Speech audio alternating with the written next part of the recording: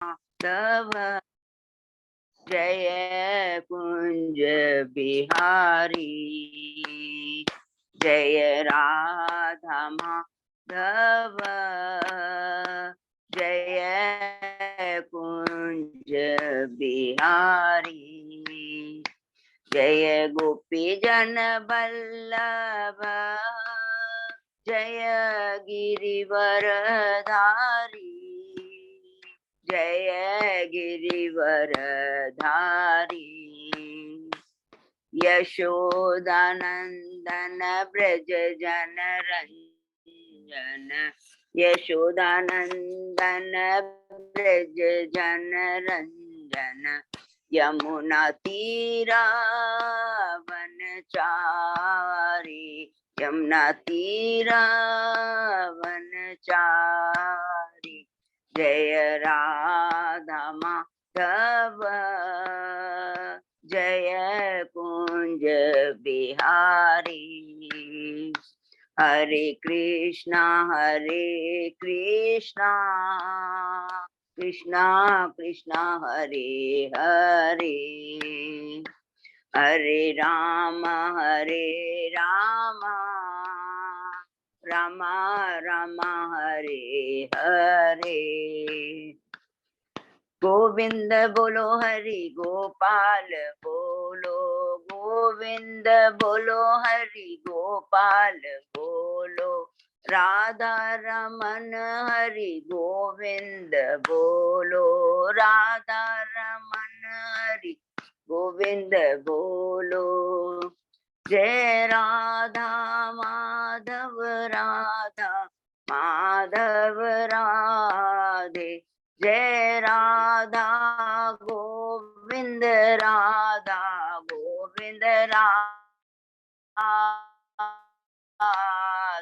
जय राधा कुंज बिहारी राधे जय राधा बांके बिहारी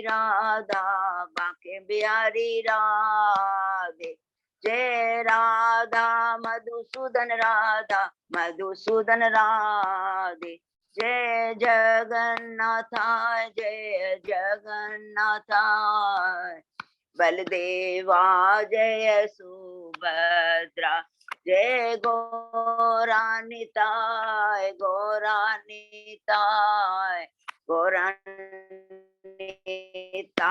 जय गौरानिताय जय जय गुरुदेव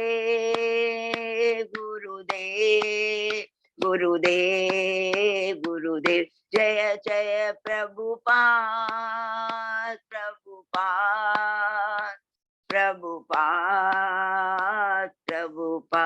हरि नाम संकीर्तन की जय शीला प्रभुपाद की जय हरे कृष्णा हरि बोल हरि बोल। बहुत बहुत धन्यवाद हेमलता माता जी को, बहुत ही धन्यवाद सुंदर कीर्तन के लिए। अजय पोदा प्रभु के लिए हम लोग सब लोग हरि बोल बोले। बहुत सुंदर विग्रह का हमेशा दर्शन का, मैं तो बहुत ही ज्यादा प्रभु से घर बैठे बैठे हमें हमेशा पूरे हमारे इस्कॉन के विग्रह के दर्शन कराते। थैंक यू सो। कहाँ के थे प्रभु वो आए?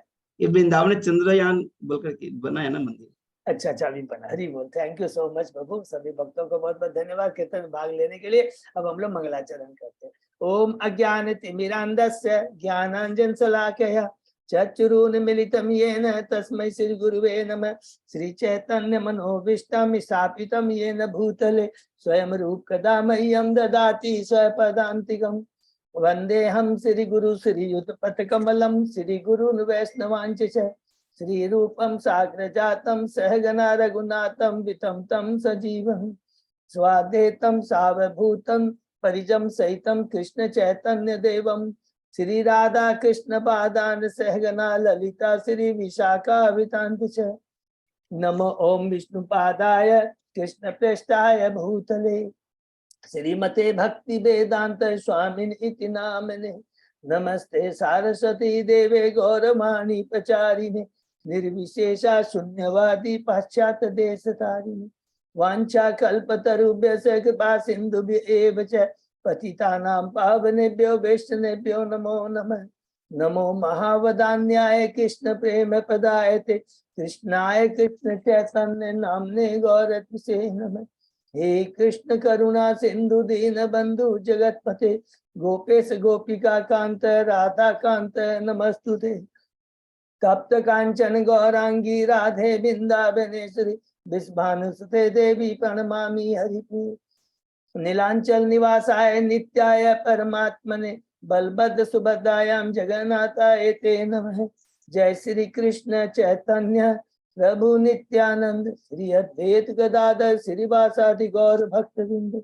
मुखं करोति वाचालं पंगु लंघेगिरिं यत्कृपातमहं वन्दे श्री गुरुं दीनतारिणं परमानंद माधवं श्री चैतन्येश्वरं। हरे कृष्णा कृष्ण कृष्णा हरे हरे हरे राम राम राम हरे हरे। श्री श्री मंगलाचरण की जय, श्रीला प्रभुपाद की जय। हरे कृष्णा।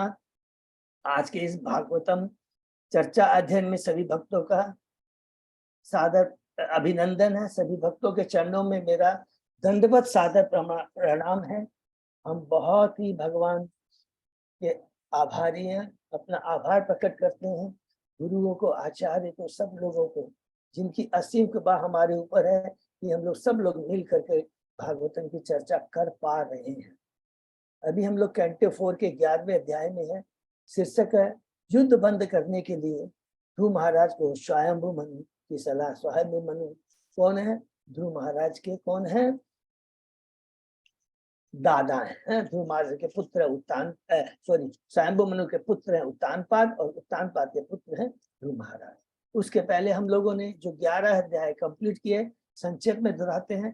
पहला अध्याय में मनु के पुत्रों का वर्णन, जिसमें आकुति, देवहूति की पुत्रियों और प्रसूति के बारे में हमने पढ़ा। दूसरे अध्याय में हमने पढ़ा कि किस प्रकार, शीर्षक है दक्ष द्वारा शिव जी को शाप दिया, कि किस प्रकार दक्ष अपनी कलुषित चेतना गर्भ में आकर ईर्ष्या के भाव से वो किस प्रकार शिव भगवान का वो बहुत बड़ा अपमान करता है, और किस प्रकार भगवान दुखी होकर, शिव दुखी होकर के वहां से चले जाते हैं। तीसरे अध्याय में हमने पढ़ा कि सती और भगवान शिव का संवाद। इसके अंदर में हमने पढ़ा कि सती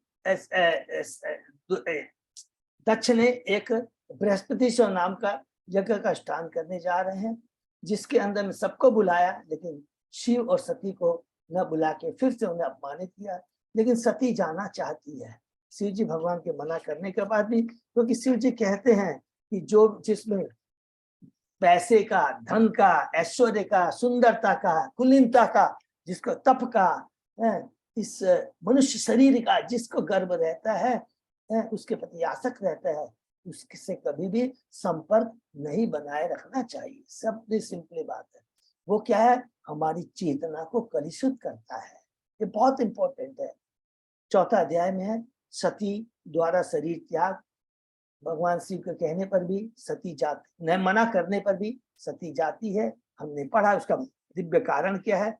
वहां जाती है और जब देखती है शिव को पुनः अपमानित किया गया है, क्रोधित होती है। अपने प्रभु, अपने परम वैष्णव पति के चरणों में अपराध को देख कर करके वो उनके गुणों को ग्लोरीफाई करती है। पहले दक्ष को, एक तो उनके गुणों को ग्लोरीफाई, नंबर दूसरा क्या करती है, दक्ष जो कलुषित चेतना से भरा हुआ है, ईर्ष्या से भरा हुआ है, कहती है कि भगवान के जो भक्त हैं दूसरे के छोटे गुण को बड़ा करके बढ़ाते हैं, और जो असुर प्रवृत्ति वाले होते हैं वो अपने को ही प्रोप्राइटर, कंटाला, एंजॉय समझते हैं और भगवान के अवगुणों को, भक्तों के अवगुणों को बताते हैं।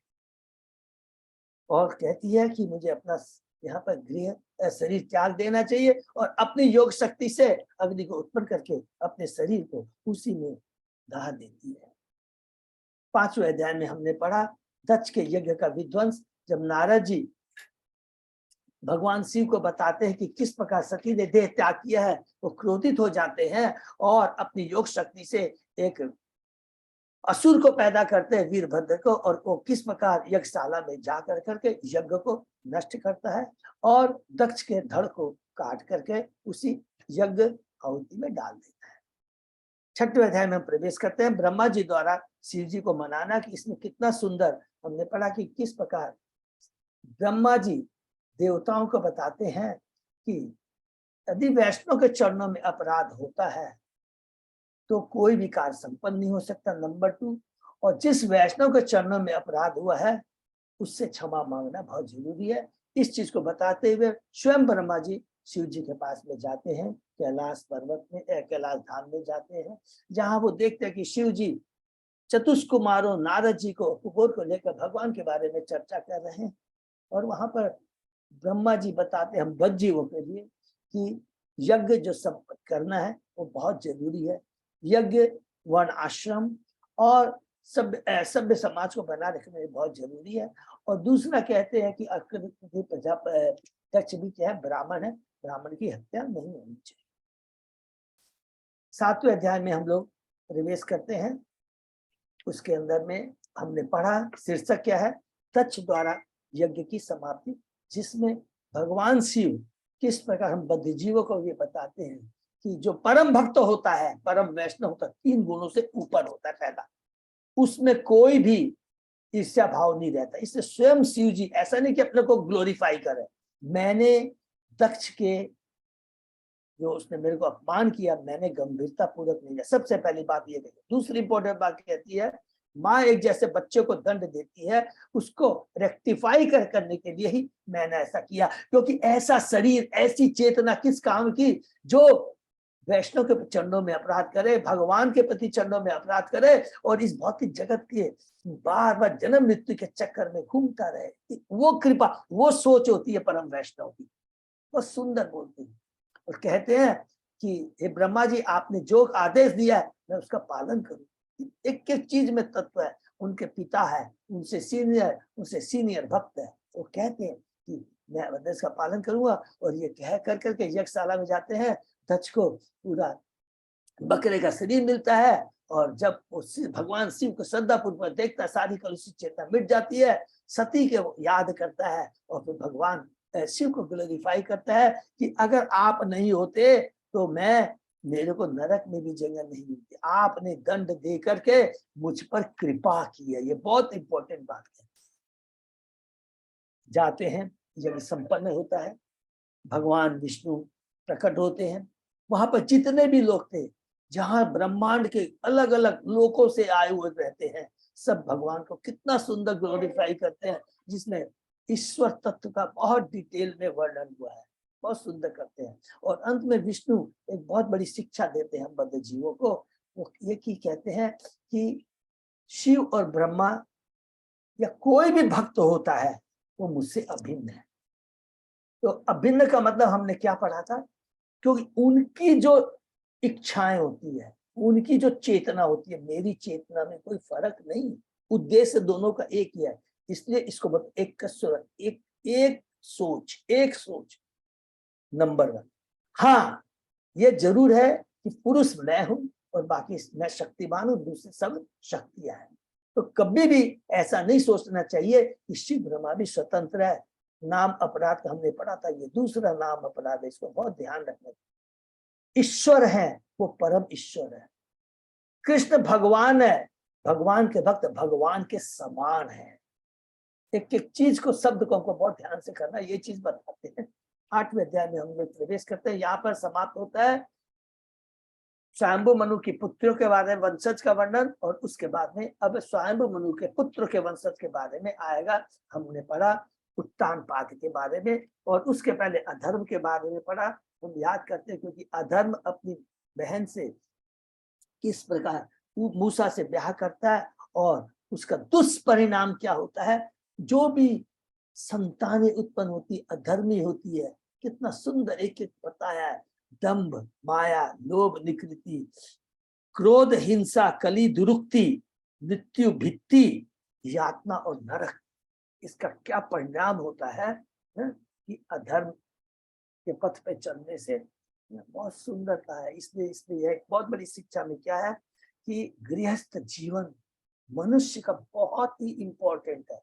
और जैसे जैसे कलयुग बढ़ता जाएगा, सब नोट कर लेंगे, जितना सुंदर गृहस्थ जीवन होगा उतना ही ये भगवान के नाम की और जो संस्कृति है ये बची रहेगी। समय बहुत कलुषित है, इसलिए प्रभुपाद जी ने धीरे धीरे जैसे कलयुग आएगा, उन्होंने कहा है कि आप देखेंगे, अभी कुछ ही दिनों हम सामने सामने देखेंगे, मंदिर भी जितनी भी है वहां पर आप देखेंगे गृहस्थों का बहुत बड़ा रोल रहता है। मंदिरों के संचालन में, सारी व्यवस्था में तो बहुत इंपॉर्टेंट है, क्योंकि माया बहुत प्रबल है। ब्रह्मचर्य जीवन, सन्यासी जीवन बहुत, इसलिए भगवान जी ने तो कह दिया है, सन्यासी को उन्होंने कभी इनकरेज नहीं किया है, तो सबको हमको समझ, इसलिए क्या है बहुत इंपॉर्टेंट है। और उसके बाद में हमने ध्रुव महाराज के बारे कल उत्तानपाद महाराज के बारे में पढ़ा, बहुत सुंदर, कि किस प्रकार वो एक राजा होकर भी उनका क्या कर्तव्य है, एक अपने पुत्र के प्रति क्या कर्तव्य होता है वो नहीं निभा पाते। किस चलते? क्योंकि वो आसक्ति रहती है, भौतिक आसक्ति, एक अपनी छोटी पत्नी के प्रति, सुरुचि के प्रति। लेकिन वही सुनुति है, वो भगवान की परम भक्त है, सदैव वो हमेशा कृष्ण चेतना में रहती है। पुत्र उनके पास में आता है, एक ही चीज सबसे पहले इंपॉर्टेंट बात रहती है कि मेरे बेटे की चेतना कलुषित नहीं होनी चाहिए, क्योंकि वो किसका एसोसिएशन करके आया, सुरुचि का एसोसिएशन करके आया। देखिए बहुत एक एक इम्पोर्टेंट चीज है कि किसी की अमंगल की कामना न करे। ये बेटा जो सुख दुख जो गलत करता है, भगवान स्वयं अंतर्यामी परमात्मा के रूप में देखता है, तेरा देखने का नहीं है। तेरा कर्तव्य क्या है, जो सुरुचि माता ने कहा है कि तुझे भगवान की भक्ति करनी चाहिए। अगर कुछ भी चाहिए, तुझे ब्रह्मा से बड़ा राज चाहिए तो भगवान की भक्ति करनी चाहिए। और एक राजा का जो कर्तव्य है, हो सकता है तुम्हारे उत्तानपाद पिता ने नहीं निभाया, और फिर अपने को कोसती है कि मैं अभागिनी हूँ, दुर्भागिनी हूँ कि तुमने मेरे कोख से जन्म। कितना सुंदर। फिर ध्रुव महाराज माँ के आदेश के अनुसार घर छोड़ के जाते हैं, नारद मुनि से मिलते हैं। नारद मुनि किस प्रकार उनकी परीक्षा लेते हैं, और उसकी चेतना के इच्छा के अनुसार उन्हें ओम नमो भगवते वासुदेव का मंत्र देते हैं। ध्रुव महाराज मधुबन जाते हैं, यमुना नदी के तट पर, और अपने गुरु के आदेश के अनुसार भगवान की भक्ति करते हैं। 6 महीने में वो भगवान को अपने हृदय में स्थापित कर लेते। देवता तक घबरा जाते हैं, भगवान के पास आते हैं तो भगवान कहते हैं तुम्हें घबराने की दरकार नहीं है, तो मेरे भक्त की भक्ति का, शक्ति का ये फल है। और उधर नारद मुनि किस प्रकार उत्तानपाद के पास जाके कहते हैं कि तुम्हें पश्चाताप करने की दरकार नहीं है, तुम्हें घबराने की दरकार, पश्चाताप तो करना है, यानी तुम्हें नर्वस होने की दरकार, निराश होने की दरकार नहीं। तुम्हारा पुत्र भगवान के संरक्षण में नंबर 1, नंबर 2 वो भक्त तुम्हारी ख्याति बढ़ाएगा। जो भगवान से जुड़ा होता है वो सबसे बड़ा उच्च पद पे होता है, और वो सबसे बड़ा प्रसिद्ध माना जाता है। सदैव प्रभुपाद जी इसको दोहराते रहते हैं, अगर वास्तव में प्रसिद्ध होना चाहते हो तो भगवान के भक्त बनो, और वो प्रसिद्धि शाश्वत रहेगी, शाश्वत। बहुत इंपॉर्टेंट बात कहते हैं। और नारद मुनि चले आते हैं, हम 9वें अध्याय में प्रवेश करते हैं।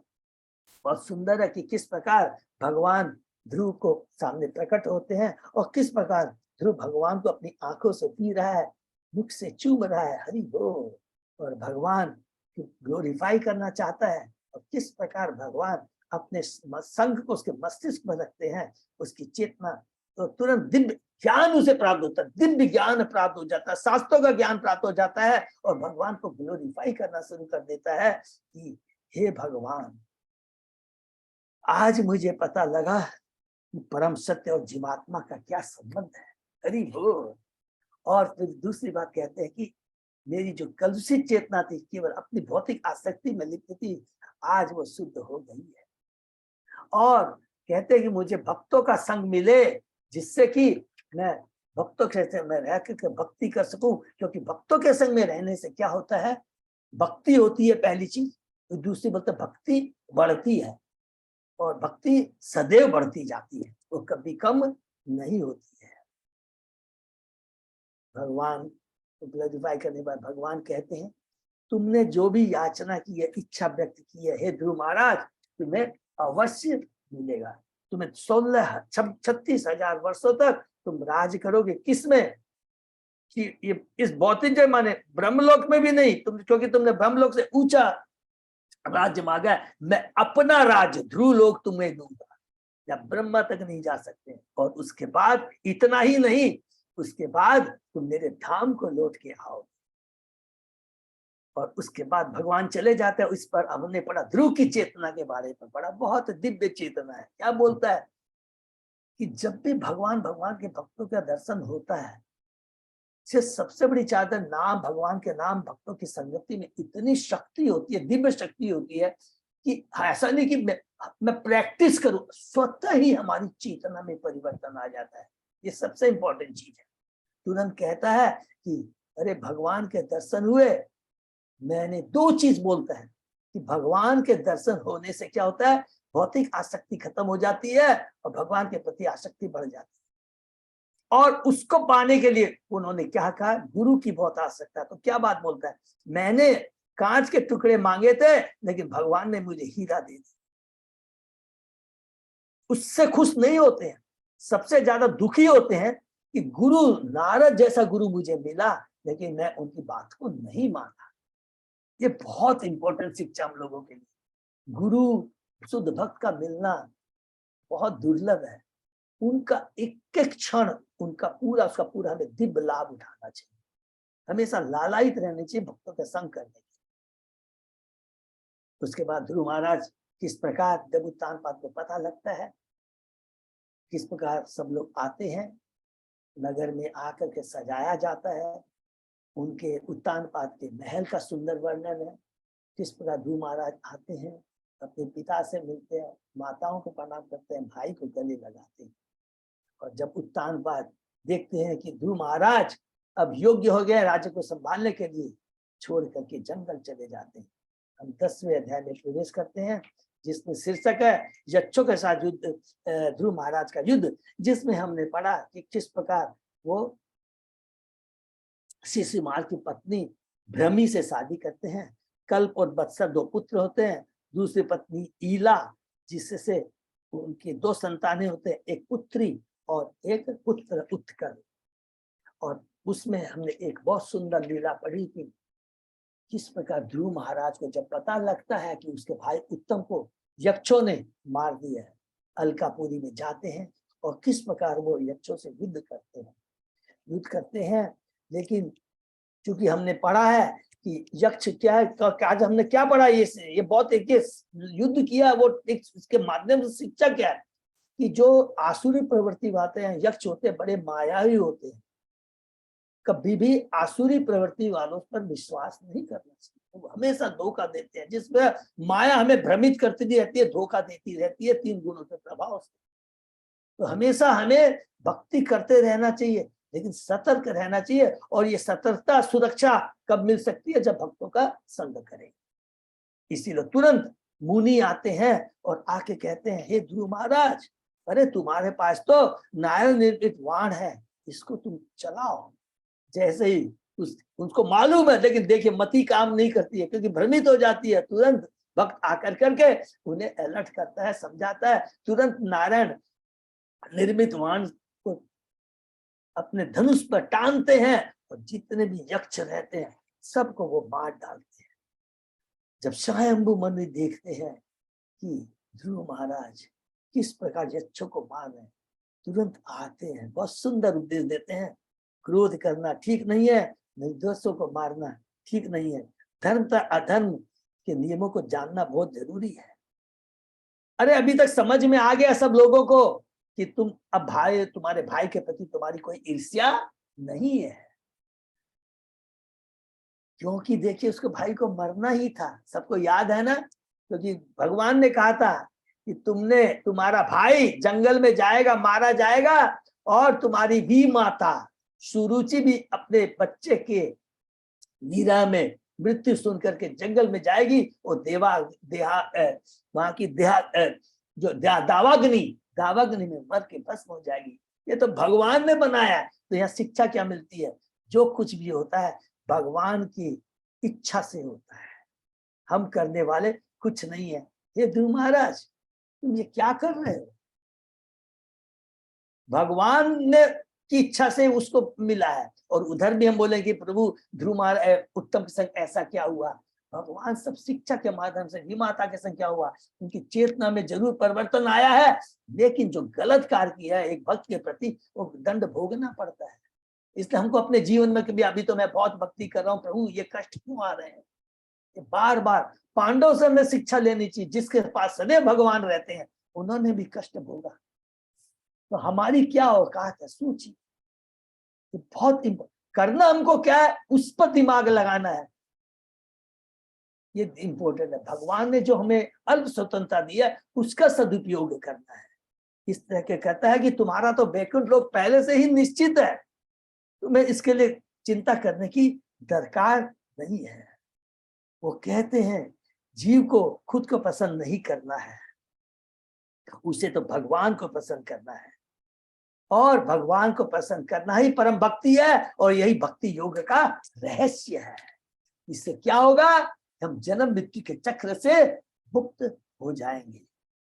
फिर भगवान की ईश्वर तत्व के बारे में थोड़ा सा बहुत डिटेल में बताता है, इतना इंपॉर्टेंट जो हम लोगों ने पढ़ा। भगवान की मोहमयी भौतिक शक्ति 3 गुणों की पालन और संहार करती है।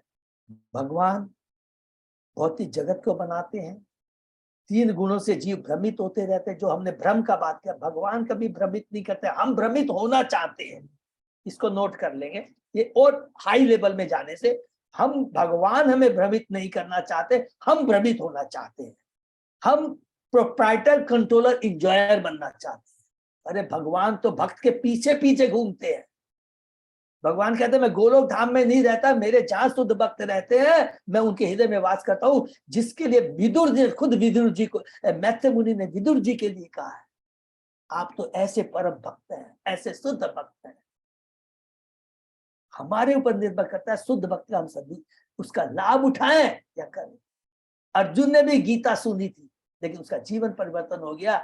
धृतराष्ट्र ने भी संजय के माध्यम से गीता सुनी, लेकिन परिवर्तन नहीं हुआ। हमारे ऊपर निर्भर करता है। भगवान कभी भी 3 गुणों से कलुषित नहीं होते।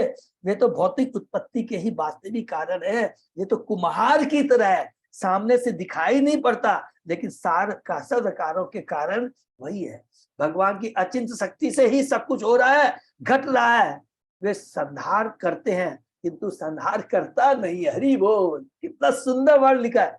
वे संहार करते हैं लेकिन स्वयं संहार करता नहीं है। जो भी कुछ करते हैं वो अपनी दुर्गा शक्ति या विभिन्न शक्तियों के माध्यम से, ऐसे बोल सकते हैं भगवान की विभिन्न शक्तियां होती है और विभिन्न शक्तियों के माध्यम से भगवान अलग अलग कार्य करते हैं। जब तक भगवान की अचिंत्य शक्ति, अथवा कहते अकल्पनीय भगवान की अचिंत्य शक्ति, जो शक्तियां कार्य करती है वे सिर्फ भगवान द्वारा ही चालू की जाती है, क्योंकि वे उनके कार्य कारण से पृथक रहते हैं। एकदम सिंपल एक ही एग्जाम्पल हमने पढ़ा था, उस एग्जाम्पल से सारा 2 चीज क्लियर हो जाएगी। अचिंत भेदाभेद, कि जो कुछ हो रहा है भगवान की शक्ति का प्रभाव, भगवान की शक्ति ही सब कुछ कार्य भौतिक जगत में करते हैं। वो डायरेक्टली नहीं करते, नंबर 1, लेकिन उनकी शक्ति का प्रभाव कैसे हम लोग देखते हैं। बिरला जी का ऑल ओवर वर्ल्ड में उनके सेटअप है, ऑफिस है, तो हर जगह क्या वो उपस्थित रहते हैं क्या? नहीं रहते हैं ना। तो उनके जो रूल्स रेगुलेशन है, शक्तियां से पूरे विश्व में जितना बिजनेस है चलता रहता है। राज्य सरकार चलाती है, वो हर जगह थोड़ी रहती है, उनके नियम के माध्यम से सब जगह। उसी प्रकार भगवान के जो नियम है, भगवान की शक्ति के माध्यम से ये पूरे ब्रह्मांड में का संचार क्या होता है, सृष्टि पालन संहार होता रहता है। हमने एग्जाम्पल 2 पढ़े थे, एक अग्नि का और बिजली का। अग्नि एक स्थान पे रहती है, लेकिन उससे जो गर्मी और जो उष्मा निकलती है भिन्न भिन्न दिशाओं में कार्य करती है। बिजली घर से बिजली निकलती है और अलग अलग तरह का कार्य करती है। फ्रिज में ठंडा आता है और वही हीटर में और गर्मी आती है, बिजली वही रहती है। सब अपना अपना अलग कार्य है। बहुत इसी प्रकार भौतिक जगत में भगवान ब्रह्मा विष्णु मय तीनों रूपों में अवतरित होकर 3 गुणों का भार अपने ऊपर उतारते हैं।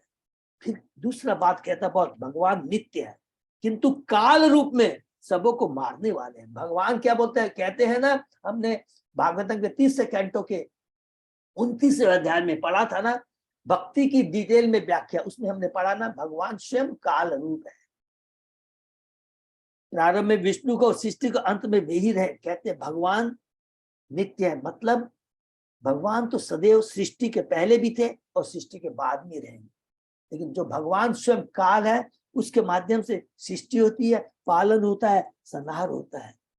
भगवान के भक्त तो केवल उस भगवान के प्रति आसक्त रहते हैं, उनके कार्यों के बारे में जानने की रुचि रखते हैं, जो आदि सृष्टा, पालन एवं संहार है। कृष्ण भावनामृत आंदोलन का यही उद्देश्य है। वो कभी भी ये नहीं देखते हैं, अरे हिटलर एग्जाम्पल दिया ना, हिटलर कितने दिन जिया है, और नेपाल ये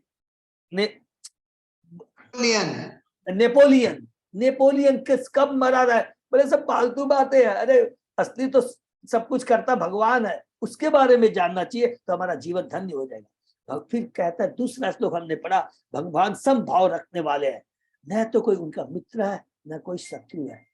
अगर हमसे कोई तत्व के बारे में पूछेंगे तो तुरंत हम क्या जवाब देंगे कि भगवान ने खुद लिखा ममे वांसे जीव लोके जीव भूत सनातन है। अरे भगवान के सारे अंश है, तो कहा प्रश्न उठता मित्र और शत्रु का भाव कहां से आ गया? एक माँ कभी भी भेदभाव रखती है क्या? तुरंत वो जवाब देंगे। प्रत्येक जीव अपने, लेकिन होता क्या है, प्रत्येक जीव अपने कर्म अनुसार भौतिक जीवन का सुख भोगता है या कष्ट भोगता है। एक माँ के 5 बेटे होते हैं, देखिए कोई सुख पा रहा है, कोई दुख पा रहा है, कोई हाई स्टडी कर रहा है, कोई स्टडी नहीं करता है। ये हम खुद अपने जीवन में सामने सामने देखते हैं। तो आप ऐसे बोलेंगे कि माँ तुमने इसके संग भेदभाव किया इसलिए ये अच्छा बना, इसके संग नहीं। क्या बेवकूफी वाली बात है। जीवन में अगर हम इस चीज को समझेंगे तो हमारे कर्म जैसे होंगे, भगवान कहते हैं मैं वैसा ही फल दूंगा संभव। ईश्वर अत्यंत दयालु है, वह सबों को समान अवसर प्रदान करता है, किंतु पूर्ण स्वतंत्रता नहीं है। किंतु अल्प स्वतंत्रता का यदि जो सदुपयोग करता है, वो इस जीवन के जन्म मृत्यु चक्र से मुक्त। स्वतंत्रता का सदुपयोग का मतलब जो समझ जाता है कि मैंने गलती की है, मैं प्रॉपर कंट्रोलर बनना चाहिए, लेकिन मैं भगवान का नित्य दास हूं, मैं पूर्ण रूप से स्वतंत्र नहीं हूं। जो ही जीव अपने को परम नियंता भगवान से स्वतंत्र घोषित कर देता है, वैसे ही भौतिक जगत में अपना भाग्य आजमाने के लिए भगवान द्वारा छोड़ दिए जाते हैं। हरि बोल। जैसे हम सब, भगवान तो सदा ही दिव्य स्तर पर रहते हैं, उनकी जीवन अवधि के घटने बढ़ने का प्रश्न नहीं उठता। जीवात्मा ही अपने कर्मों के अनुसार अल्प जीवी या दिग्ग जीवी होती है। हरि बोल। ये कितना सुंदर श्लोक कहते हैं कि तुम ये अल्प जीवी दिग्ग जीवी की बात करते हो। चींटी और ब्रह्मा का एग्जाम्पल दिया। ये भौतिक जगत में होता ही रहेगा। कर्म के अनुसार कोई कम जीता है, कोई ज्यादा जीता है, लेकिन बुद्धिमान तो वो है चाहे छोटा जिए या ज्यादा जिए, तुमने उसका सदुपयोग किया कि नहीं किया। अगर ब्रह्मा जैसे भी आयु मिल जाए, खाली भोग में लगा दिया तो क्या फायदा। इसलिए कहते हैं ये आयु बहुत बड़ी चीज नहीं है। बहुत सुंदर कहते हैं, क्योंकि दोनों ही जन्म मन के चक्कर से जुड़े हैं। हमें तो समझने का प्रयास करना चाहिए कि हम भगवान के नित्य दास हैं और उनकी सेवा करना ही परम धन है। तब सब कुछ रुक जाएगा, अर्थात जन्म मृत्यु का चक्कर रुक जाएगा और हम वास्तव में शाश्वत सुखी हो जाएंगे। ये बहुत सुंदर बात ये कहते हैं शांभु मनु ध्रुव महाराज को। और अंत में हमने पढ़ा, ये कल श्लोक बहुत इंपॉर्टेंट था, इच्छा तो जीवात्मा का लक्षण है, उसे कभी इच्छा को हम रोक नहीं सकते। अब हमारे ऊपर निर्भर करता है कि वो इच्छा को हम अपनी भौतिक इंद्रिय तृप्ति की तरफ मोड़े या भगवान की सेवा की ओर मोड़े। जैसे भगवान की सेवा की तरफ मोड़ देते हैं तो हमारी चेतना इच्छा शुद्ध हो जाती है। तब इस ब्रह्मांड में विभिन्न रूप अवस्था में हमारा घूमना बंद हो जाएगा। यही हमने पढ़ा। उसके बाद में आज आगे पढ़ते हैं। बहुत सुंदर शिक्षा है शांभु मनु ध्रुव महाराज को। ईश्वर तत्व जीव तत्व के बारे में इतना दिव्य ज्ञान यहाँ में फिर पुनः मिला, बार बार मिला। हमने भगवान कपिल ने दिया है, इसके बाद यहाँ मिल रहा है। बहुत सुंदर। इसके आगे हम लोग पढ़ते हैं, ओम नमो भगवते वासुदेवाय, ओम नमो भगवते वासुदेवाय, ओम नमो भगवते वासुदेवाय। नारायण नमस्कृत्य नरं चैव नरोत्तमं देवी सरस्वती व्यासं ततो जयमुदीरये। नष्टायेषु अबद्धेषु नित्यं भागवत सेवया भगवती उत्तम श्लोके भक्ति भवति नैष्टिकी। कृष्णाय वासुदेवाय देवकी नंदनाय च नंद गोप कुमाराय गोविंदाय नमो नमः। आराधयो भगवान ब्रजेश तनय ततदाम वृंदावनम रमया काचित उपासना ब्रजवधु वर्गेण्य कल्पिता। श्रीमद्भागवतम प्रमाणम हेमापुमर्थो महान श्री चैतन्य महाप्रभो मतमिदं तत् आदरो न पर। हरे कृष्ण कृष्ण कृष्ण हरे हरे हरे राम राम राम हरे हरे। कैंटो 4 अध्याय 11 श्लोक नंबर 23। ठीक है अजय प्रदाबू। हाँ प्रभु जी। अव्यक्तस्य अप्रमेयस्य नाना शक्ति उदस्य च न वेद चिकित्सितं तात को वेदात स्वसंभवम। परम सत्य अर्थात सत्व कभी भी अपूर्ण इंद्रिय प्रयास द्वारा जानने का विषय नहीं रहा है। पहली लाइन को अंडरलाइन कर ली जो हमें अजय प्रताप प्रभु ने बताया। हमारी अपूर्ण इंद्रिय है, अपूर्ण इंद्रियों से हम भगवान को जानने का प्रयास करेंगे तो यह मूर्खता है, नहीं उसका प्रत्येक अनुभव किया जा सकता है। वह पूर्ण भौतिक शक्ति सदृश नाना प्रकार की शक्तियों का स्वामी हरि बोल। भगवान सारी शक्तियां जो है अंतरंगा शक्ति बहिरंगा शक्ति सबके वो स्वामी है और उसकी योजना या कार्यों को कोई भी नहीं समझ सकता। वो क्या है, उनकी किताब को हमने क्या पढ़ा था कैंटो 1 में, अद्भुत कर्मणा। वो अद्भुत कर्मणा है, उनके कार्यों को उनकी शक्तियों को उनकी योजनाओं को कोई नहीं समझ सकता। अतः यह निष्कर्ष निकला कि यह समस्त कारणों का कारण स्वरूप है, अतः उसे कल्पना द्वारा नहीं जाना सकता। अर्थात भगवान की कृपा होगी तब भगवान अपने को प्रकट करे। अतः हम अपने प्रयासों से भगवान को नहीं जान सकते। यह सिंपल कंक्लूजन है। यहाँ यह प्रश्न उठाया जा सकते, अनेक प्रकार के चिंतक भिन्न भिन्न वीडियो से सिद्धांत बनाते हैं, तो उनमें से कौन सही है? उसका उत्तर यह है कि परम सत्य या सत्य कभी भी प्रत्यक्ष अनुभव या कल्पना का विषय नहीं रहा। हम अपनी कल्पना से अपने चिंतन से हम भगवान को नहीं समझ सकते। हम लोगों ने अभी पढ़ा था ना थोड़ी देर पहले कि मीमांसक, नास्तिक, ज्योतिषी, कामुतावादी, चिंतक ये सब मूर्ख है, भगवान को नहीं समझ सकते हैं। ये बेकार का प्रयास है, मनुष्य योनि दुर्लभ है, उसका दुरुपयोग है। कल्पनावादी चिंतक को खूब मंडूक कहा जा सकता है। कथा इस प्रकार है कि एक 3 फुट गहरे कूप में रहने वाला मंडूक मेंढक ने अपने ज्ञान के आधार पर अटलांटिक सागर की लंबाई चौड़ाई जाननी चाहिए। यह उसके लिए दुष्कर था। कोई व्यक्ति भले कितना बड़ा शिक्षाविद, विद्वान या प्रोफेसर क्यों न हो, किंतु सीमित इंद्रियों के कारण वह परम सत्य की न तो कल्पना कर सकता है और न जान सकता है। जानने की तो बात छोड़ दीजिए, कल्पना करना भी मूर्खता है। समस्त कारणों के कारण परम सत्य को स्वयं परम सत्य ही जान सकता है।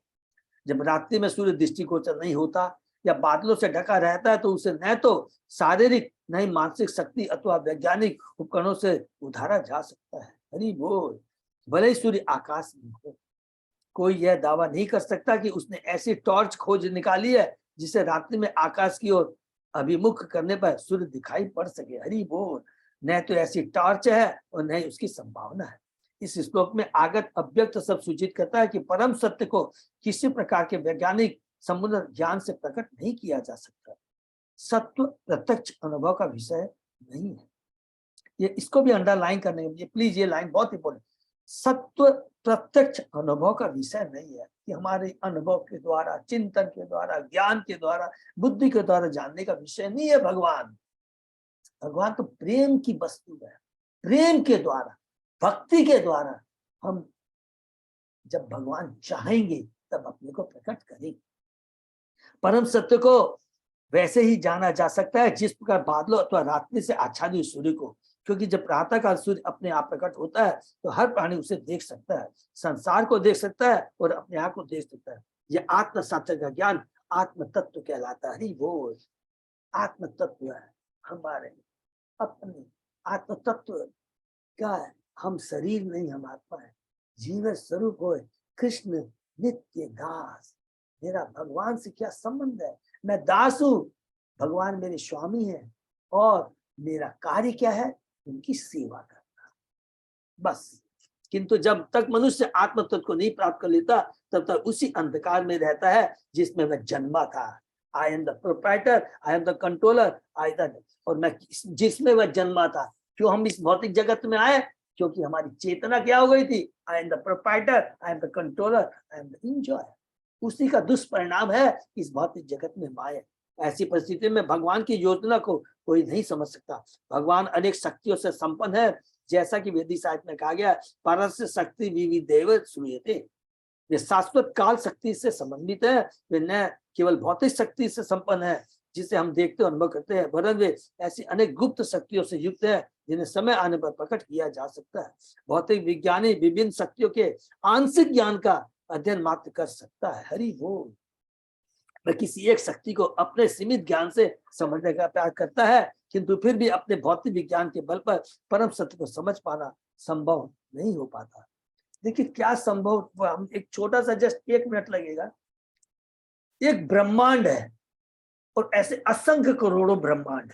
सोचिए, एक ब्रह्मांड में एक ब्रह्म है, 4 मुख वाले, ऐसा करोड़ों करोड़ ब्रह्मांड का साइज अलग है, करोड़ों करोड़ों मुख वाले ब्रह्मा है, सब में अलग अलग 14 भुवन है। अब सोचिए, और एक वैज्ञानिक, सोचिए आप, स्वर्गलोक, जनलोक, तपलोक, महतलोक, ब्रह्मलोक, अतल वितल सुतल की तो बात छोड़ दीजिए, ये भूलोक के बारे में वो कितना जान पाता है, सोचिए। और हम अपने पर गर्व करते हैं, विज्ञानी गर्व करता है। कोई भी भौतिक विज्ञानी पहले से नहीं बता सकता कि भविष्य में क्या होने वाला है, किंतु भक्ति योग तथा वैज्ञानिक ज्ञान की प्रकृति से सरलता भी। भक्त भगवान से समक्ष पूर्णता समर्पित हो जाता है, यही इसको अंडरलाइन करेंगे। भक्त भगवान के संपूर्णता समर्पित हो जाता है और वे अपने अहेतु की कृपा से स्वयं को जनाते हैं। ये एकदम अंडरलाइन कर लीजिए, भगवान की इच्छा पर निर्भर करता है, और वो इच्छा को हम भगवान की कृपा मिले वो हमारी ऊपर निर्भर करता है कि हमारी भक्ति कैसी है। जैसा कि भगवत गीता में कहा गया, ददामी बुद्धि तब, अर्थात मैं उसे बुद्धि प्रदान करता हूँ। तेसाम सत्युक्तानाम भस्ताम प्रीति बुद्धम ददामी बुद्धि योग। गीता के 10वें अध्याय का 10वां श्लोक। आखिर वह बुद्धि क्या है?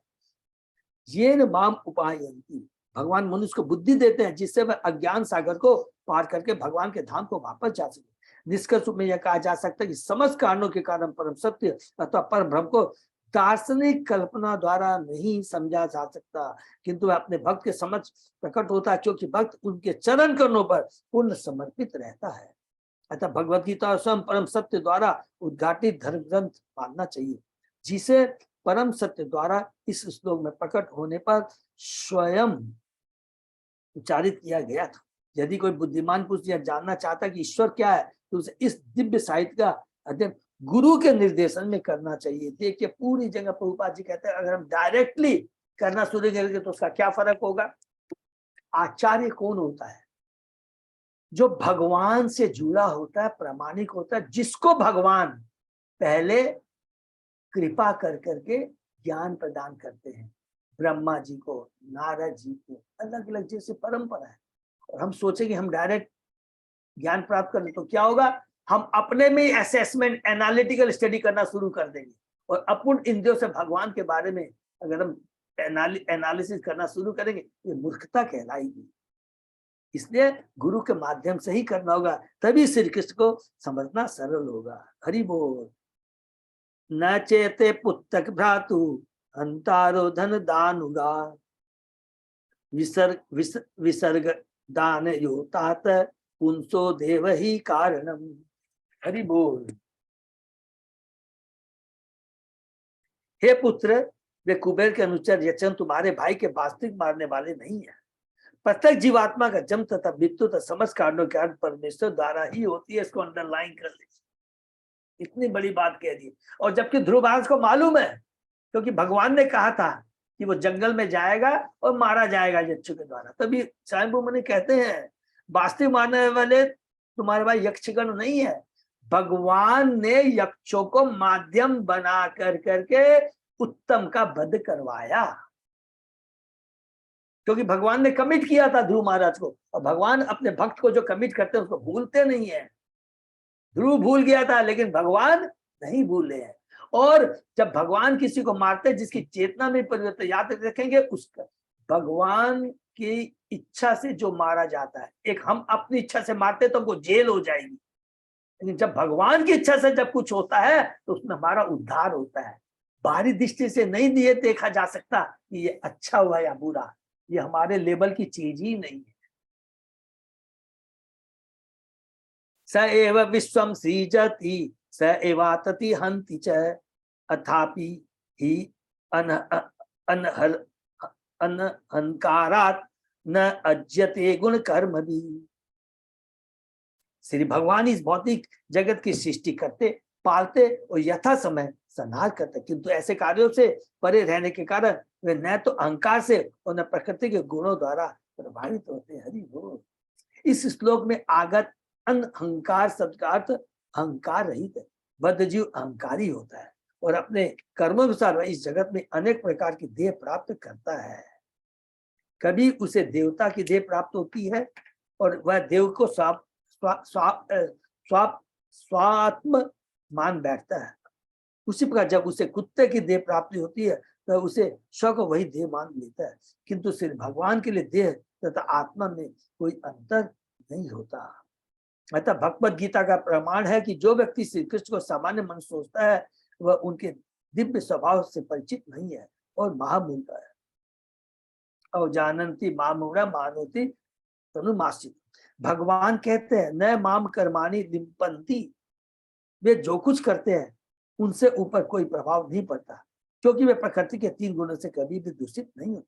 हमारे पास भौतिक शरीर का होना सिद्ध करता है कि हम तीनों गुणों से दूषित हो चुके हैं। हमारे पास भौतिक शरीर का होना सिद्ध करता है कि हम 3 गुणों से दूषित हो चुके हैं। इसको अंडरलाइन कर लेंगे। हमारे पास भौतिक शरीर क्यों मिला? क्योंकि हम भौतिक जगत में आना चाहते हैं, और हम भौतिक जगत में आना चाहते हैं तो जैसे ही आते हैं हमारी चेतना दूषित हो जाती है, क्योंकि हम लोगों ने प्रकृति जीव के विपरीत कर्म के बारे में पढ़ा था। कैंटो 3 के 30वें अध्याय में बहुत सुंदर बात कहते हैं कि मनुष्य भौतिक जगत में आकर के अपने देह के प्रति इतना आसक्त हो जाता है, सूअर भी सोचता कि मेरा जो देह है इतना उत्तम कोटि का, जो विष्टाकारो उत्तम कोटि की है, अगर उसको बोला जाए तेरे को मनुष्य का शरीर दे दे नहीं मानेगा। मनुष्य को कहा जाए कि तेरा शरीर को मैं अभी खत्म कर देता हूं, इंद्र का शरीर दे दिया जाए, हम कभी नहीं मानेंगे। इतनी ज्यादा इस भौतिक से के प्रति आसक्ति हो जाती है। ये किसका प्रभाव है? ये 3 गुणों का प्रभाव है। अर्जुन से भगवान कहते हैं इसके पूर्व मेरे तुम्हारे कई जन्म हुए थे, मुझे उनका स्मरण है किंतु तुम्हें नहीं है। यही जीवात्मा का अंतर है, ईश्वर और जीव तत्व। परमात्मा कोई भौतिक शरीर नहीं होता, और शरीर न होने से वे जो भी कार्य करते हैं उनसे वे प्रभावित नहीं होते। अनेक मायावादी चिंतक कृष्ण के शरीर को सद्गुण या केंद्रीभूत होना मानते हैं और वे कृष्ण की आत्मा को उनके शरीर से पृथक मानते हैं, किंतु वास्तविक स्थिति है कि बद्ध जीव का शरीर, उसमें भौतिक इच्छाएं कितनी भी हो फिर भी भौतिक होता है। भौतिक, देखिए इसको अंडरलाइन करेंगे, जितने भी भौतिक अच्छाइयां कितनी भी हो फिर भी वह भौतिक होता है। हम कितना भी भौतिक अच्छाइयां हो, परोपकार का काम कर रहे हैं, कुछ भी कर रहे हैं, लेकिन रहते तो भौतिक जगत में है ना, तो भौतिक है और उसका विनाश निश्चित है। चाहे मच्छर का शरीर हो, चाहे ब्रह्मा का शरीर हो, है तो भौतिक जगत में, कुछ माने नहीं रखता। फर्क खाली इतना पड़ता है, वो थोड़ा कम जीता है, कोई ज्यादा जीता है। पुण्य और पाप कर्म दोनों अगर भक्ति की दिव्य दृष्टि, सूक्ष्म दृष्टि से देखा जाए तो दोनों समान है। अब बोलेंगे प्रभु आपने ऐसे क्यों बोल दिया दोनों समान है? कि दोनों अनित्य है। हमने पाप कर्म किए, एक समय आने हमको पाप कर्म भोगेंगे, उसी प्रकार पुण्य कर्म किए लिमिटेड समय तक भोगेंगे और खत्म हो जाएगा। पापी भी भौतिक जगत में आएगा और पुण्य कर्म करने वाला भी भौतिक जगत में आएगा। तो आध्यात्मिक दृष्टि से दोनों कैद में है, जेल में है, ये याद रखना पड़ेगा। जबकि श्री कृष्ण का शरीर कभी भौतिक नहीं होता, वह दिव्य होता है। श्री कृष्ण में अहंकार नहीं है, क्योंकि वे मिथ्या तथा क्षणिक देह से अपनी पहचान नहीं करते। उनका शरीर सदैव नित्य है। ये इस जगत में अपने मूल दिव्य से के साथ अवतरित होते हैं। भगवद गीता में इसकी व्याख्या परम भावम के रूप में की है। श्री कृष्ण के व्यक्तित्व को वही अवजानंती मामूला, श्री कृष्ण के व्यक्ति को समझने में परम भाव तथा दिव्यम सब अत्यंत महत्वपूर्ण। हरि बोल। एष भूतानि भूतात्मा भूतेषु भूत भावना स्वशक्तया मायया युक्त सृजत यति च पाति च। श्री भगवान समस्त जीवात्माओं के परमात्मा है। वे हर एक के नियामक तथा पालक हैं। वे अपनी बहिरंगा शक्ति के माध्यम से सभी जीवों का सृजन पालन तथा संहार करते हैं। सृष्टि में दो प्रकार की शक्तियां कार्य करती है। भगवान अपनी बहिरंगा भौतिक शक्ति द्वारा इस भौतिक जगत की सृष्टि करते हैं, किंतु बैकुंठ जगत तो उनकी अंतरंगा शक्ति का प्राकट्य है, वो शाश्वत है। वे सदैव अंतरंगा शक्ति से संबंध रहते हैं, किंतु भौतिक शक्ति से सदैव विलग रहते हैं। अतः भगवान भगवद गीता में कहते हैं, मतस्थानी सर्वभूतानि न चाहम तेष्वस्थिता। सभी जीवात्माएं तो मुझमें या मेरी शक्ति में वास करती है, किंतु मैं सर्वत्र नहीं रहता। वे व्यक्तिगत रूप में बैकुंठ जगत में सदैव स्थित रहते हैं। भौतिक जगत में भी जहां भी वे व्यक्तिगत रूप से उपस्थित रहते हैं वह बैकुंठ जगत ही माना जाता है। हरि बोल। उदाहरण भगवान शुद्ध भक्तों द्वारा मंदिर में पूजे जाते हैं। अब मंदिरों को बैकुंठ जगत मानना चाहिए, और जब भगवान की भक्ति होती है, भगवान के शुद्ध भक्त रहते हैं, उस जगह को भी हमें क्या मांगना चाहिए? दिव्य मानना चाहिए, जहाँ भगवान की भक्ति होती है। यमराज वह आ नहीं सकता है, अगर उसको आना है तो भक्त के रूप में आएगा, काल के रूप में। उसको परमिशन एंट्री नहीं है। हरि बोल। तमेव मृत्युम अमृतम तात देवम सर्वात्मना उपेहि जगत परायणम यस्मे बलिम विश्वसृज हरंती गाव यथा वे नसिदाम यंत्रिता। हे बालक ध्रुव, तुम से भगवान की शरण में जाओ, जो जगत की उन्नति के परम लक्ष्य है। ब्रह्मादि सहित सभी उनके नियंत्रण में कार्य कर रहे हैं। जिस प्रकार नाक में रस्सी पड़ा बैल अपने स्वामी द्वारा साधा जाता है। हरि लोग इसको भी अंडरलाइन करें। ब्रह्मा आदि माने सभी देवता उनके नियंत्रण में कार्य कर रहे हैं। परम नियामक से स्वतंत्र होने की घोषणा भौतिक रोग है। हरि बोल। ये प्रभु जी की लाइन को याद कर लेंगे। परम न्यायक से स्वतंत्र होने की घोषणा भौतिक रोग है। सबसे बड़ा जीव में रोग क्या है? जो कि भौतिक है। वो क्या है? आई एम इंडिपेंडेंट, मैं पूरा स्वतंत्र हूं। स्वतंत्र है, अल्प स्वतंत्रता है। ईश्वर है, परम ईश्वर नहीं। देवता भी ईश्वर है, परम ईश्वर नहीं है। कंट्रोलर है, परम कंट्रोलर नहीं। वस्तुतः जब हम परम नियामक को भूल जाते हैं, भौतिक पृथ्वी पर अधिकार करना चाहते हैं, तो हमारा भौतिक अस्तित्व आरंभ होता है। इसको भी अंडरलाइन करेंगे। जब मोमेंट हम सोचते हैं कि हम भौतिक जगत में माने आई एम द प्रोफाइल, उसी दिन हमारा भौतिक अस्तित्व शुरू हो जाता है। माने जब हम वसुदेव अवस्था में रहते हैं, सच्चिदानंद अवस्था में रहते हैं, तब तक तो ठीक है। सच्चिदानंद अवस्था हमारी क्या है? हम भी भगवान के अंश है। भगवान भी सच्चिदानंद है, हम भी सच्चिदानंद है। लेकिन अंतर कितना क्या है? हम क्या है? दास हैं और वो स्वामी है। ये भूलना नहीं है। लेकिन जैसे हम इस चीज को भूल जाते हैं, भौतिक प्रकृति पर अधिकार जब हमारे भगवान की तरफ लोग कंट्रोलर बनना के चाहते हैं, उस दिन से हमारा भौतिक अस्तित्व आरंभ होता है। हरि बोल। आजकल इस जगत में हर एक व्यक्ति परम नियामक बनने के लिए भरसक प्रयत्न कर रहा है, चाहे वह व्यक्तिगत हो या राष्ट्र पर हो, सामाजिक हो अथवा अन्य रूपों में। ध्रुव महाराज को उनके पितामह ने युद्ध करने के लिए मना किया, क्योंकि उनको चिंता थी कि ध्रुव व्यक्तिगत आकांक्षा के कारण यक्षों की समग्र जाति को युद्ध में विनष्ट कर देने पर तुले थे। यहाँ पर मृत्यु अमृतम सब साधक है, जिसका अर्थ है मृत्यु तथा अमरता। भगवद गीता भगवान कहता है, मैं ही परम काल हूं जो असुरों से सब कुछ छीन लेता है। Who is असुर? ये हमको जाना। हम भी असुर हैं। जो भगवान के विमुख होकर अपने को प्रोप्राइटर कंट्रोलर करना चाहता है, चाहे वो पुण्य कर्म करे या पाप कर्म। देखिए ये बहुत सूक्ष्म ज्ञान है। जो कार्य भगवान की इच्छा के विरुद्ध है वो आसुरी कार्य है, और वो आसुरी प्रवृत्ति है, और वो वास्तव में असुर है। असुरों का कार्य प्रकृति पर विजय प्राप्त करके जीवन संघर्ष करते रहना है। असुरों की बार बार मृत्यु होती रहती है और वे भौतिक जगत में बुरी तरह से उलझे रहते हैं। भगवान असुरों के लिए मृत्यु किंतु देवों के लिए अमृत है। जो भक्त भगवान की निरंतर सेवा करते रहते हैं उन्हें पहले ही अमृत तो प्राप्त हुआ रहता है, क्योंकि वे इस जीवन में जो भी करते हैं उसे अगले जीवनों में भी करते रहेंगे। केवल भौतिक देह के स्थान, बहुत सुंदर बात है। आज हम देखिए भक्ति कर रहे हैं, भगवान की भक्ति कर रहे हैं, अगले जन्मों में भी हम भक्ति करते रहेंगे। जो भी कुछ कर रहे हैं बहुत ध्यान से करेंगे। मनुष्य योनि अवश्य निश्चित है, केवल भौतिक देह के स्थान पर उन्हें दिव्य देह प्राप्त होगी। हरि बोल। फलतः भगवान एक ही साथ मृत्यु तथा अमृत दोनों है।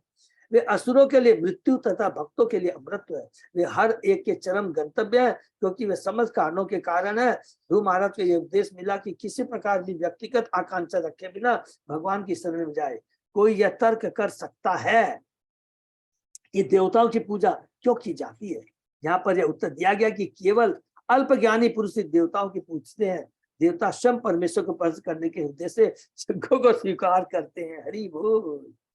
ये देवता स्वयं परमेश्वर को प्रसन्न करने के लिए स्वीकार करते हैं। उनके पास में जो भी शक्ति भगवान देते हैं वो भौतिक शक्ति होती है। अच्छा धन, अच्छी पत्नी, शक्ति, दुर्गा की पूजा कर लो शक्ति, सरस्वती माँ की पूजा करेंगे, विद्या, ये सब भौतिक शक्ति है। उनके पास में इस भौतिक जगत के हमें छुटकारा करने की विधि शक्ति नहीं है। क्यों? वो स्वयं तो बंधे हुए हैं, स्वयं उनका भौतिक शरीर है। यह पंचवर्षो जनित्वम विहाय मातु सपतन्या वचसा भिन्न मर्मा वनगत तपसा प्रत्यगच्छ गच्छम आराध्य लेबे मूर्धनि पदम त्रिलोक्या। हे ध्रुव, तुम केवल 5 वर्ष की आयु में ही अपनी विमाता के वचनों से दुखी होकर अपनी माता का संतन त्याग कर सिर्फ भगवान का साक्षात करने के उद्देश्य से योग में संलग्न होने के लिए जंगल चले गए। इस कारण तुमने पहले से 3 लोकों में सर्वोच्च पद प्राप्त किया। हरि बोल। मनु को गर्व था कि ध्रुव महाराज उनके कुल के वंशधर थे, क्योंकि जब वे 5 साल के थे तभी उन्होंने श्री भगवान का ध्यान करना प्रारंभ किया और केवल 6 मास में उनका साक्षात कर सके। वस्तुतः ध्रुव महाराज मनु वंश के अथवा मनुष्य परिवार के भूषण है। हम सब लोग मनु वंश के हैं। मनुष्य परिवार का प्रारंभ मनु से होता है। संस्कृत में मनुष्य का अर्थ है मनु की संतान। ध्रुव महाराज न केवल स्वयंभू मनु के कुल की कीर्ति है, वरन वे संपूर्ण मानव समाज की कीर्ति है। चूंकि ध्रुव महाराज ने पहले ही भगवान के समक्ष समर्पण कर दिया था, अतः उसने विशेष अनुरोध किया जा रहा, उनसे विशेष अनुरोध किया जा रहा था कि कुछ ऐसा ना करे जो शरणागत के लिए अशोभनीय हो। हरि बोल। ये बहुत इंपॉर्टेंट लाइन है।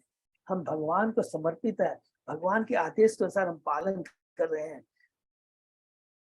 स्वयं मनु प्रभुपाद जी कह रहे थे कि अनुरोध किया जा रहा है हम कुछ ऐसा ना करें जो शरणागत के लिए अशोभनीय हो, भक्त के लिए अशोभनीय हो। हम सब भगवान को शरणागत हो चुके हैं, इसमें कोई डाउट नहीं है। कभी कभी माया हमें धोखा देती है, हम लोग थोड़ा भौतिक चीजों के प्रति आसक्ति रहती है, लेकिन कम से कम ये तो हमने हृदय में ध्यान लिया है, इतना तो विश्वास हो गया है कृष्ण ही परम है, हम कृष्ण के दास हैं और उनकी सेवा करना ही हमारा परम धर्म है।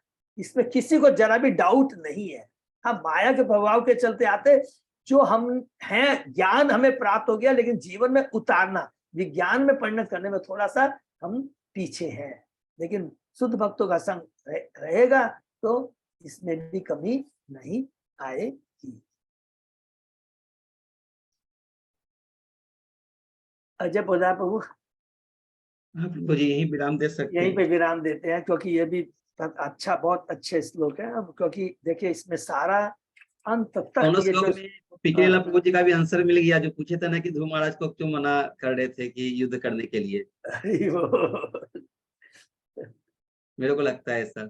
नहीं नहीं प्रभु एकदम, प्रभु देखिए प्रभु एकदम इसमें मन संगु मनु ने बहुत क्लियर कर दिया। और ये हम सब लोग का भी, ये अपनों के जीवन में यही है कि हम भूल जाते हैं भगवान कोई चीज को नहीं भूलते। नंबर 1 एक चीज याद है। नंबर 2 ये सब लोग याद रखेंगे। देखिए इतना कम से कम हम लोग को विश्वास होना चाहिए, जब हम भक्ति कर रहे हैं तो ये समझ लीजिए पहला चीज स्टेप क्या है, भगवान की कृपा है, उसके चलते हम भक्ति कर पा रहे हैं। इसमें कोई डाउट नहीं। हम भक्ति कर रहे हैं, साथ साथ हम याद रखेंगे कि हम किस भौतिक जगत में रह रहे हैं, जिनका 3 गुणों का प्रभाव हमारे ऊपर है, सबके ऊपर है। लेकिन भगवान क्या कहते हैं, तुमने गलती की, तुम भौतिक जगत में हो, लेकिन तुमने अपनी गलती को स्वीकार करके मेरे शरणागत हो गए, अब तुम मेरे संरक्षण में हो। इतना बड़ा एश्योरेंस, सोचिए इससे बड़ा एश्योरेंस क्या हो सकता है। और जब भगवान ने एश्योर कर दिया है, लेकिन भगवान हमके संरक्षण में है, लेकिन हमको ये कभी नहीं सोचना चाहिए कि हमने जो प्रारब्ध में जो हमने जब जो भी गलत कार्य किया है उसका फल नहीं मिलेगा। भगवान कहते हैं नहीं, एक माँ भी कुछ नहीं कर सकती है। एक बच्चा, सपोज कीजिए एक ज्योति जल रही है, उसमें अंगुली डाल देता है, अंगुली तो जल जाती है ना, दर्द तो होगा ही। वो अपनी माँ के पास भी जब चला जाता है तो, लेकिन माँ क्या करती है, उसको अपनी गोद में बैठा के मरहम लगाना शुरू करती है, लेकिन दर्द तो हो रहा है।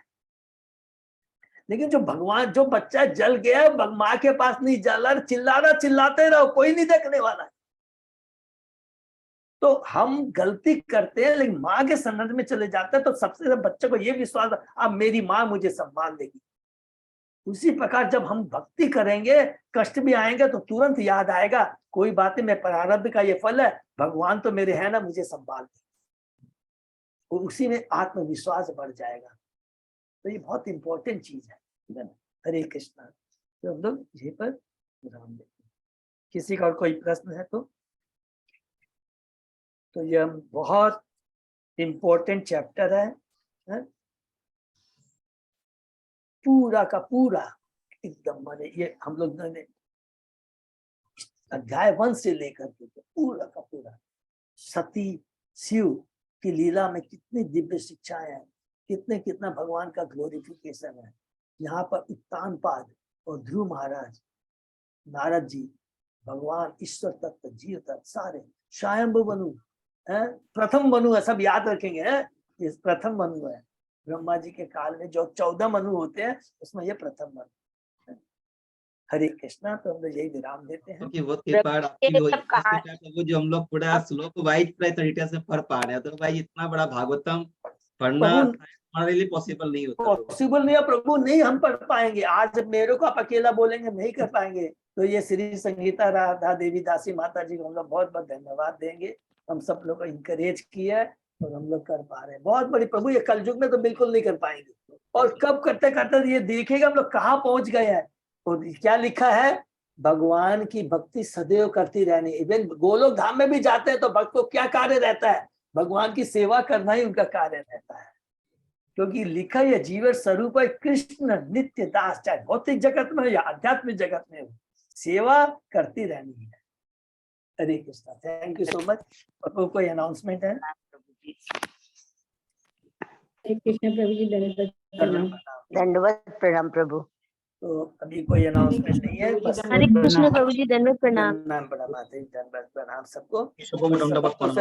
याद दिला दे, जैसे कि हम लोग 15 तारीख को ही जा रहे हैं और पानी हाटी, और बच्चों का जो भी है वो शायद माधव प्रिया माता जी की बात हुई होगी, मेरे को मालूम। कल मैंने मैसेज भेज दिया था और मैंने कहा था कि बच्चों का जो है, क्योंकि जब बच्चे जाते हैं तो देखिए एक थोड़ा सा टीचर को थोड़ी प्रॉब्लम रहती है, उसका डबल माइंड हो जाता है कि बच्चों का भी ध्यान रखता है। और उसके बाद दूसरे उस दिन क्या है कि चूंकि संक्रांति है तो बहुत भीड़ रहेगी। सब चीज को ध्यान में रखते हुए तो हमने ये प्रयत्न किया है या 100% ये हो जाएगा कि बच्चों का दूसरे दिन होगा, मोस्टली 22 तारीख को, लेकिन हम लोग 15 तारीख को ही पानीहाटी जा रहे हैं। हरि बोल। और पूरा हमारे गोपाल चांदगोटिया बाबू, श्री संगीता राधे देवी माता जी बहुत प्रयत्न कर रही है कि हमारी ये एक दिन की यात्रा सफल हो, है? और बहुत अच्छा दिन भी है वो, है। हरे कृष्णा। 8 तारीख का कैसे करना है माता जी? 8 तारीख का हरि बोल। 8 तारीख का माता जी शाम को करने से अच्छा रहेगा, अगर भक्तों को कष्ट नहीं होता, क्योंकि शाम को थोड़ा सा करेंगे।